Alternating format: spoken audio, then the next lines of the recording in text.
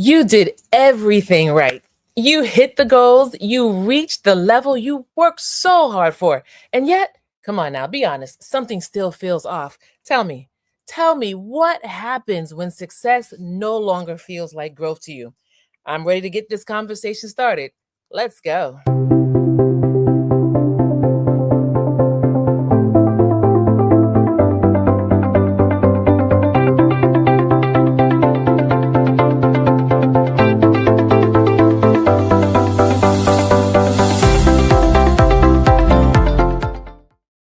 Welcome back to Transformation Station, the podcast where leaders pause and reflect and evolve with intention. I'm your host, Adrienne Benton, and today we're talking about a reality that many leaders quietly experience, but we rarely admit.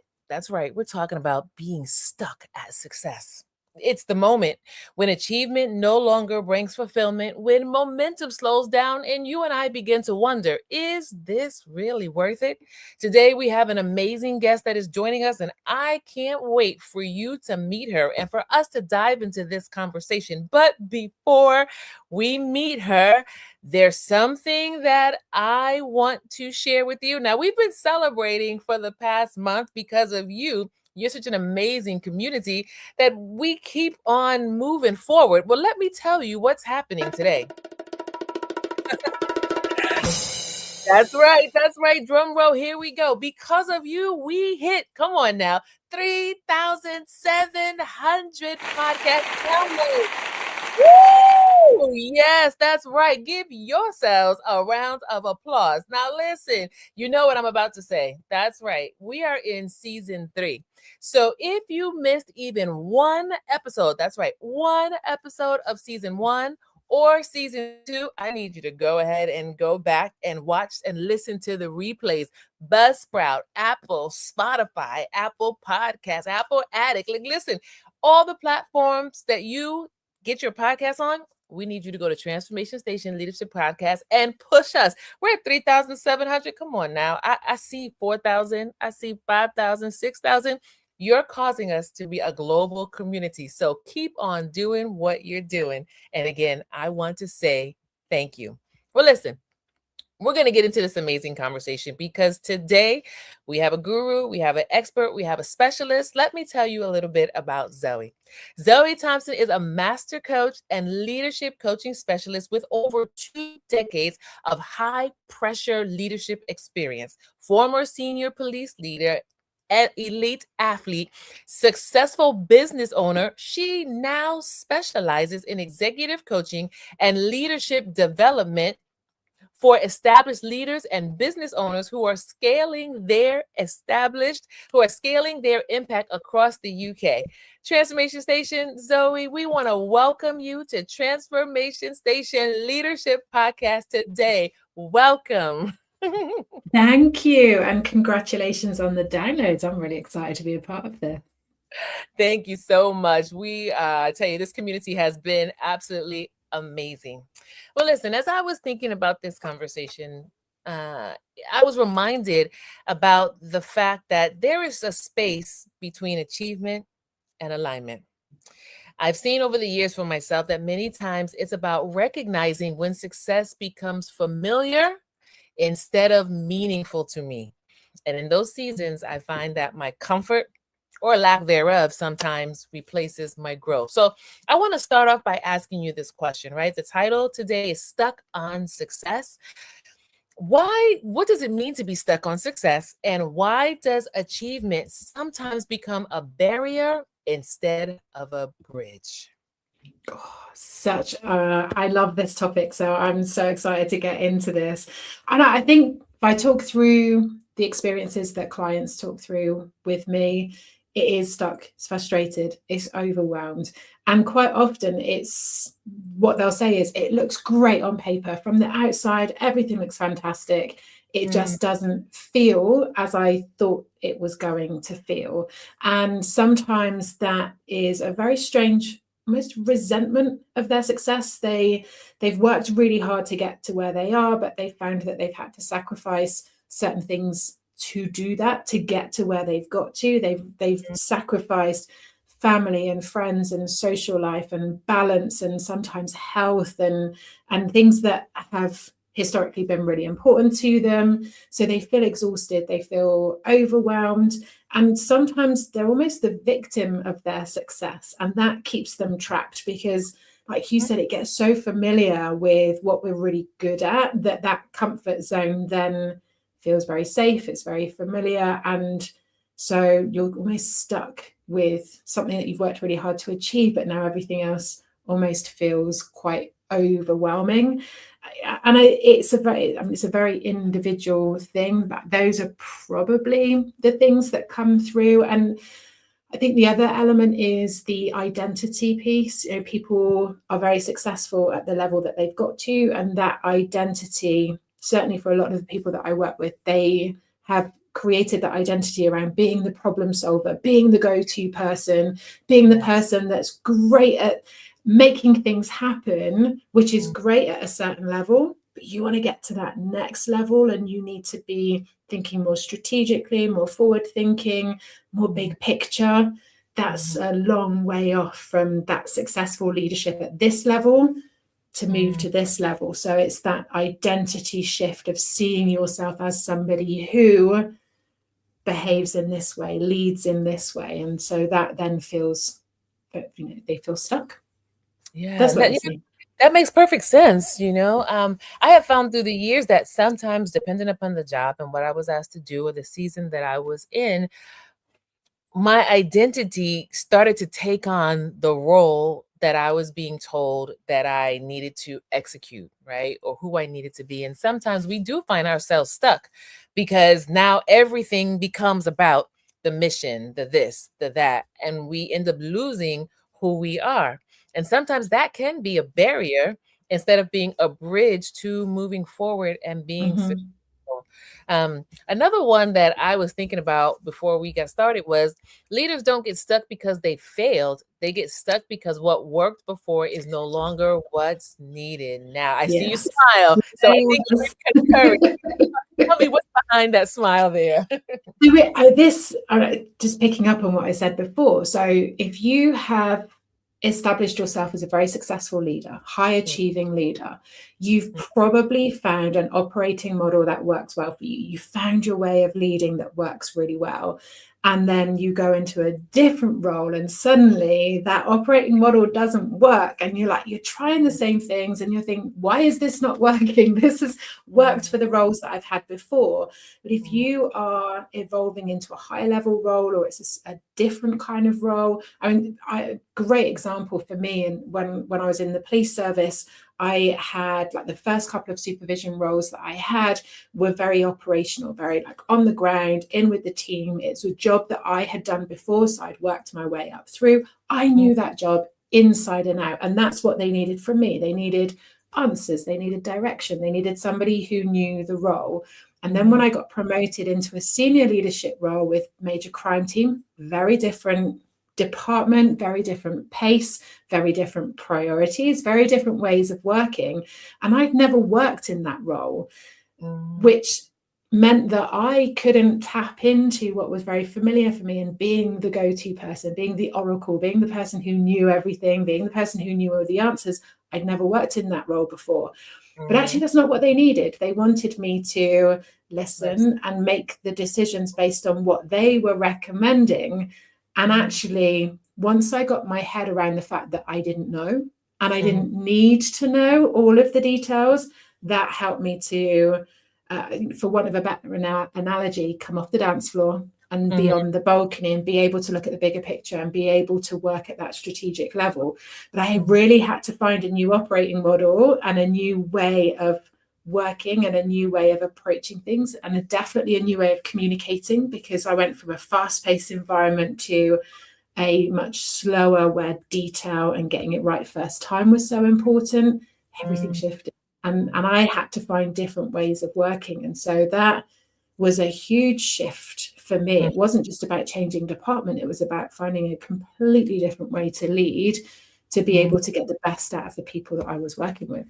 This is powerful. I love this. Here on Transformation Station, we always give our listeners and viewers an opportunity to kind of pause and take an assessment, to take in what they're hearing, right? And so Zoe is sharing with us about her experience, her illustration of when she actually walked through this. And so to the leaders, I want to ask you, what shifts do you find yourself needing to make when you're going from here to there? Right? What sometimes may be traps that you may cling to when you're trying to go from here to there that don't work, but because they're familiar, you keep utilizing them. And then, Zoe, you said a word that I think is so important. You said listen, right? Sometimes as leaders, because we're so familiar with what was, we don't listen to what needs to be, right? Mm. And that can be a trap. So I want to ask you this question, right? There's this word that everybody's talking about now, alignment. Like that's like Mhm. a big buzzword in leadership right now, right? So what does aligned success actually mean? And how can ambitious professionals achieve it? Oh. So for me, it's the success that feels as good as it looks. Like that's my kind of go-to line with it.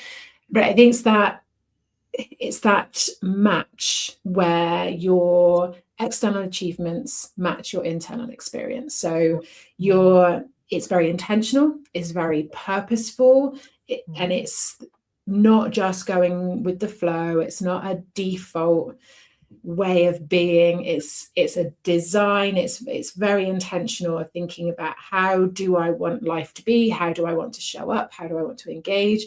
And also, as a leader, we leave a legacy, whether we want to or not. We leave a legacy. People talk about us a long time after we've left being their leader. Yeah.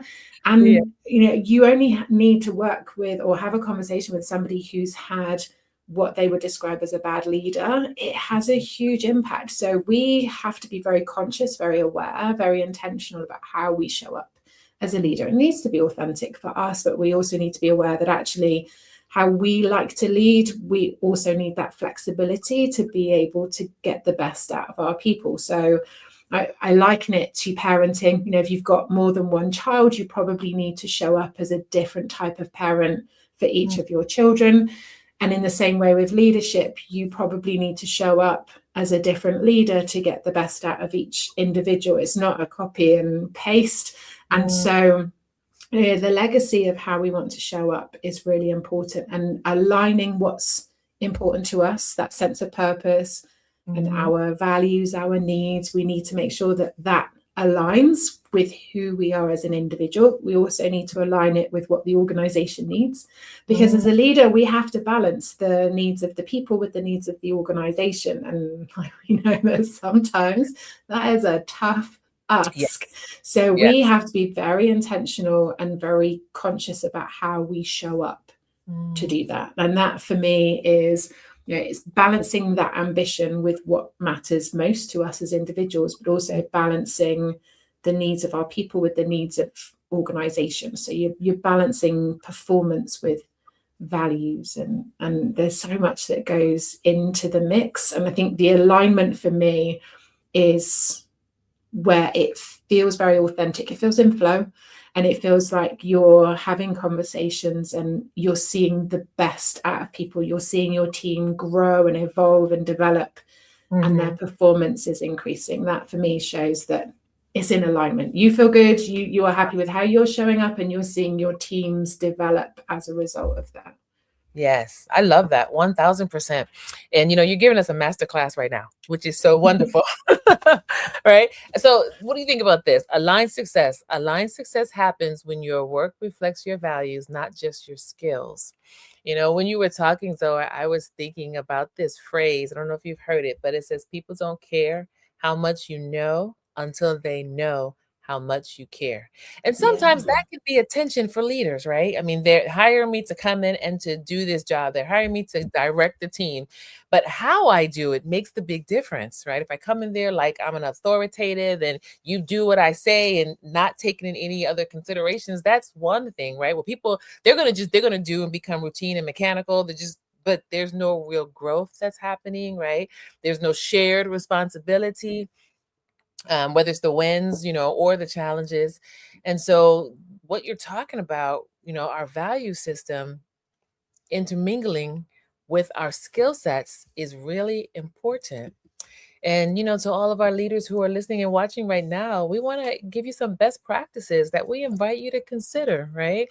Best practice when we're talking about a quarterly alignment check. Ask yourself these questions, right? And Zoe mentioned several questions. What am I building? Why does it matter to me? What needs to shift for this to remain sustainable? Zoe, sometimes we don't take the time to pause. We don't take the time to reflect. Sometimes we don't even take the time to ask questions. We just keep going.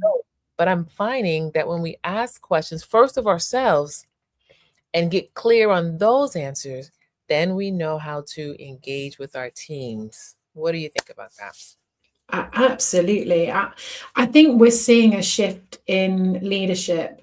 I would be interested in what your perspective is for your side of the world, although I do think there's a lot of similarities. We're seeing a big shift in leadership. We want leaders who lead with empathy.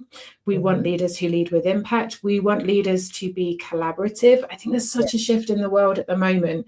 And actually, we've got individuals coming into organizations and they're new to the organization, they're new to that role. But actually, the world is changing so quickly. We have young generations of people coming in who know more about certain things than people who have been in that role for years. And the experience is not an indication of a good leader anymore. I think historically, certainly when I joined the police in the late 90s, you worked your way up to the top, and actually the more experience you had was an indication of how good a leader you were. Leadership isn't like that anymore. A good leader has good people skills, good essential skills, good listening skills, collaborative. They bring everybody in together. They're not just leading in a way that works for them, they're leading in a way that works for all of the individuals in their team. I did a workshop with somebody this morning and we were talking about how I love the analogy that your team is like an orchestra, and as leaders we're there we're the conductor. We bring everybody in together. We want lots of people with lots of different skills and experiences and ways of showing up, but we as leaders have to create a space so they can show up in the way that works for them. And I think that requires flexibility as a leader.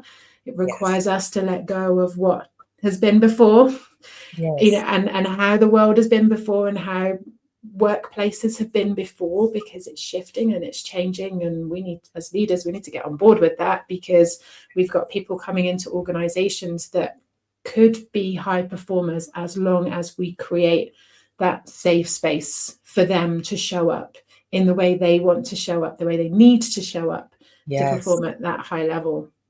Yeah, this is really good food for thought, to all of us as leaders, especially to those right now who are wrestling in the in-between, right? The in-between of being aligned. How do you cause that shift? How do you allow that shift? Stop and ask yourself some questions, do some assessment, right? Zoe has encouraged us to look at the organization, look at what's being required of you, look at your skill sets, and look at your team. Being able to assess the talents and the strength of your team members and utilize those to be able to be successful, to move things forward. Because Zoe started off by telling us that you are leaving a legacy, whether you think you are or not. What legacy do you want to leave? So let me ask you this, Zoe. What are the most common habits or behaviors that hold us back? Again, can be very individual. I think one of the most common things that I hear from people is we can risk creating this dependency of being the go-to person because we have all of the answers, because we can answer quickly, we can give direction, we can come up with solutions. That potentially creates dependency from our team, not the capability that we would perhaps want. And we want that autonomy, we want that self-efficacy with our teams. We want them to build their confidence, build their resilience, build their can-do attitude. So I think often, people that come into leadership have been the go-to expert. They've been the person who's able to deal with things very quickly. They're very good at the technical skills. But actually, leadership is a very different skill set. So actually, sometimes the things that have made us successful can be the thing that holds us back. Wow. So again, that identity element of what do I need to let go of, even though it's worked really well for me in the past, what do I need to let go of for me to be successful at this next level? And one of my favorite quotes is Marshall Goldsmith, what got you here won't get you there. Mercy. And letting go of all of the things that have helped us to get to where we've got to, so that we can step into this next version of ourselves, not saying yes to everything, being okay with setting boundaries, because actually that leads by example, looking after ourselves, being able to create that sense of balance, and proving our worth in a way that's healthy. I think that can be a challenge, because however we show up as a leader creates a culture of how our teams show up. And I think we need to remind ourselves of the level of impact and influence we can have just in the way that we show up. So it's not just about the legacy, it's what the culture that we're creating. If we work long hours, the team works long hours. If we don't look after ourselves, they don't. If we don't hold boundaries, if we say yes to everything,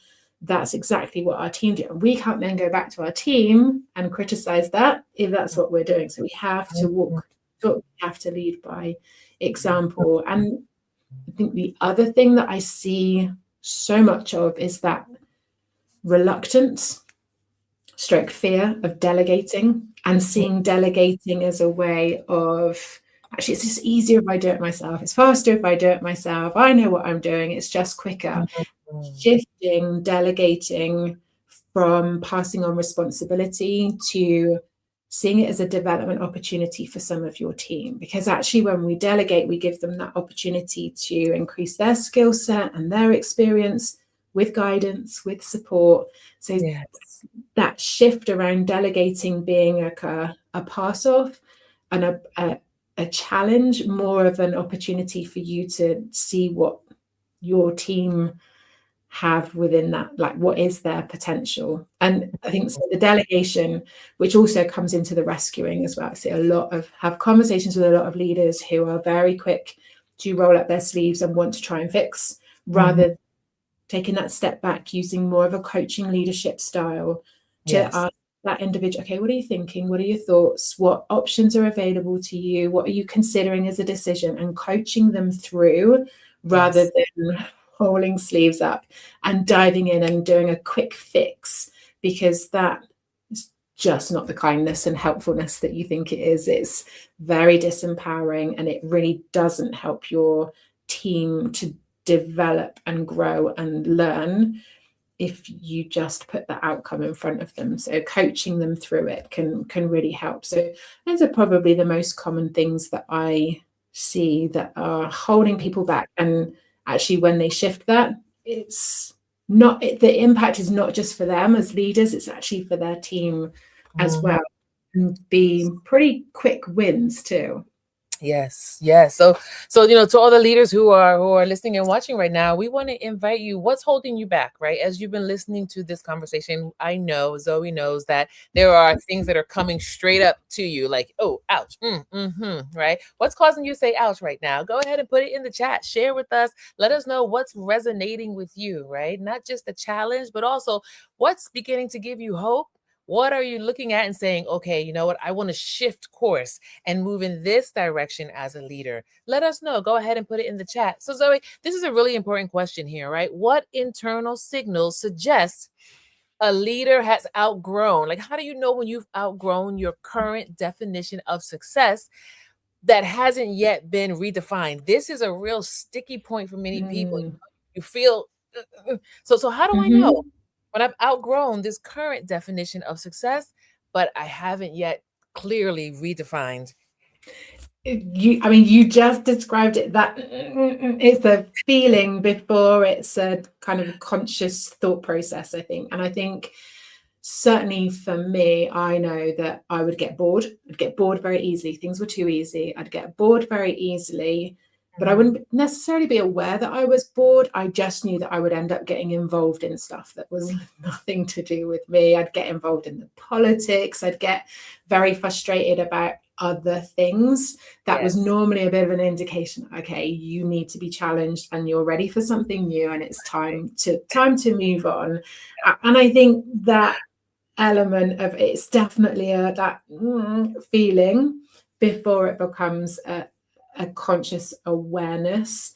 And that's definitely what I hear people describe it. They will be stuck, they'll be frustrated, but perhaps not what they would expect to be. And a few coaching questions in, and then they get that aha moment, and it's like, okay. And then we work out, okay, what is it you do want? What is it that next step could look like? What do you need to get there? So it's definitely a feeling before it's a conscious thought. I love this. I love this. Here's a leadership principle, right? Discomfort doesn't always signal dysfunction. It often signals development. I have had to remind myself of that time and time again, but it really is true, right? I always think about, you put a seed in the ground and then you water it. In order for that plant, that whatever it is to grow, it has to push, right? Develop the roots, and it has to push up. The same thing for us. Sometimes we don't like to struggle. We don't like to be challenged. We don't like to be uncomfortable. But it's those very scenarios that cause us to grow, Zoe. Exactly. I think discomfort has a really bad reputation. It gets a really bad rap. But actually, I would challenge anyone to look at your periods of discomfort and not see something positive that came out as a result of it. It was growth, it was evolution, or it was you discovering what you're truly capable of when you're tested.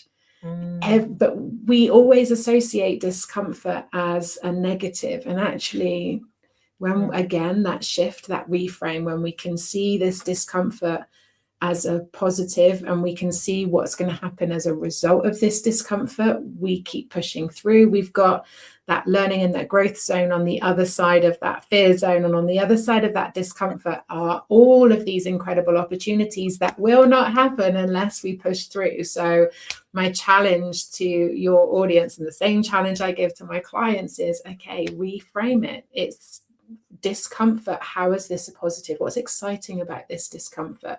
What's on the other side of this discomfort? And suddenly you'll start to see things very differently. Got to push through. Yes, got to push through. Woo, what an amazing conversation. So Zoe, as we turn the corner on this conversation, what's your advice to someone who knows they want more, but they don't know where to start? Talk to us. Where do you start? When you want more and you don't know where to start, I think people are very quick, and understandably, people are very quick to look at what they want to change. I think the important first question is, what do you want to stay the same? So what actually works really well for you? What do you want to keep in this new world, in this next version, or in this next chapter? What do you want to keep? And then you can start to look at what do you want to change. It's a great couple of questions here. What works? What doesn't work? What do you want instead?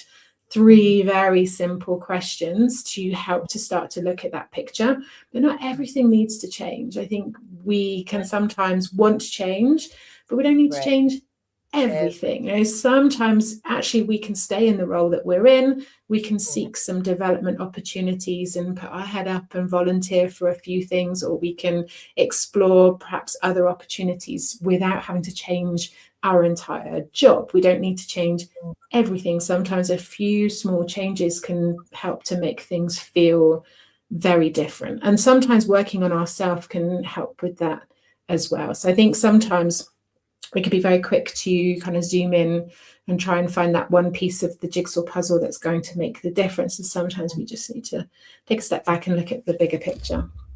I love that 1000%. To every leader that's listening right now, this has truly been you always hear me say a masterclass, but this has really been a masterclass in ways that are very reflective, and in ways where when we stop to listen to what Zoe has shared with us, the leadership principles, and just stop to ask ourselves some reflective questions. It will literally give us the keys that we need to get unstuck.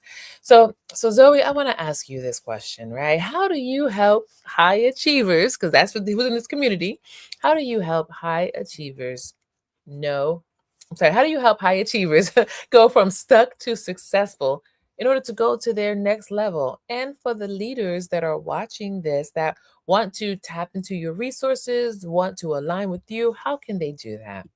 Okay. So I have a 5-pillar framework that I take my clients through. I'll go through it very quickly. But if people want to find out more, they're very welcome to message me and I can send them some free resources. So my 5-pillar framework is what I've taken from my own experiences and also the experiences of clients that I've worked with. Now, all of these work together. A lot of people will have some of them covered, but they don't have all 5. And for me, when you put all 5 together, that's when you're able to develop that plan to move forward. So PIPS is, first one is plan. Now, I know that I don't plan enough. The plan, then the detail of the plan is really important. So actually having a really clear plan over the next 12 months, what do you want to achieve? How do you then break that down? What does good look like at 12 months? What does good look like at 6 months? What are your key milestones? What are the places that you want to get to at the end of every quarter? And your questions around the intentions and deliverables and goals with each quarter can really help with that. So split it down, 12 months, 6 months, quarters, months. Have really clear tasks and activities that you need to achieve, because that helps with the discipline, that helps with the consistency. You're not waiting to feel motivated to take action. The actions are all there and they're ready to go.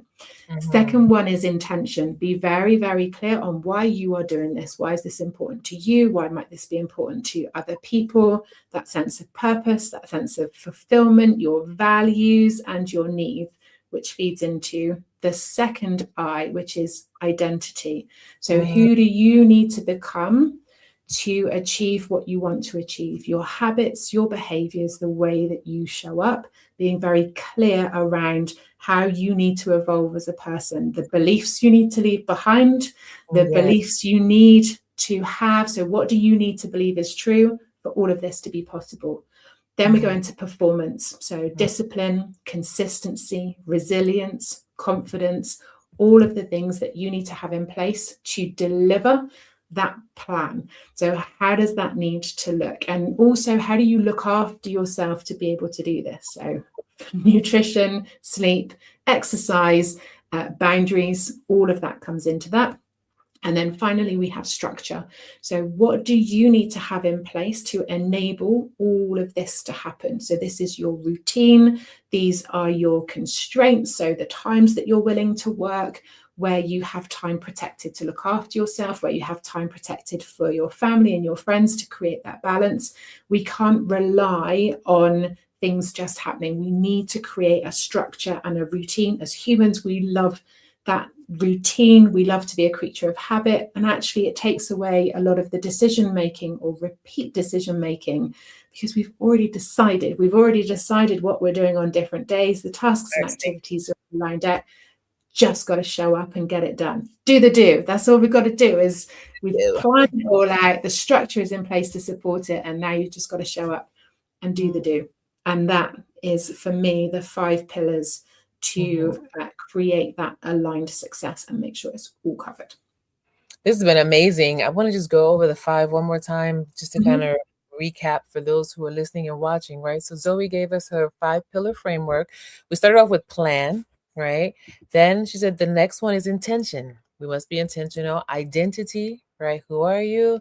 Performance. What are the things it's going to take to be able to execute? And then structure, right? What's that foundation? Now, I paraphrased it a little bit, but these are the 5, right? Plan, intention, identity, performance, and structure. Wow. Thank you so much, Zoe, for this leadership formula. And again, for those who want to engage with Zoe, you see her website. It's here on the screen. It's also in the description box. I want to invite all of you to tap into Zoe's resources, right? Go look at the website. She has a contact contact her. Let her know that you saw, that you heard this particular episode. Also, share with her what resonated with you and any questions that you may have, or give her testimonials of how, as you have been moving forward in your leadership journey, stuck at success, what worked for you? You never know. She might use it in her next book, right? All right. We're believing it. Zoe, thank you so much for joining us. It has been Thank you for wonderful having me. here today. Thank you so much. Thank you. All right. Well, listen, what a powerful conversation with Zoe Thompson. I'm so excited because for me, I need to go back and watch the replay. What did I learn today? I learned that being stuck at success isn't a failure. It's often an invitation to redefine fulfillment, to reconnect with purpose, and to choose growth that aligns with with who we are becoming, not just with what we have achieved. I'd love to hear from you. So let me know, where in your life or leadership do you sense that you've outgrown your current version of success? How can you keep in touch with me? Mobilizing with Impact on Facebook. We have a new group, Mobilizing with Impact Collective. You want to be a part of that group. In addition to, we are just about to roll out Mobilizing with Impact website, where we will have a community where you'll be able to tap in and join us monthly, weekly, for seminars, webinars, all type of wonderful leadership resources. If this episode has resonated with you, I want you to be sure right now to hit that like, love, follow, and subscribe to Transformation Station Leadership Podcast so you don't miss one episode that's coming up in the future. All right. Until next time, keep listening to the nudge, keep choosing alignment, and keep on transforming from the inside out.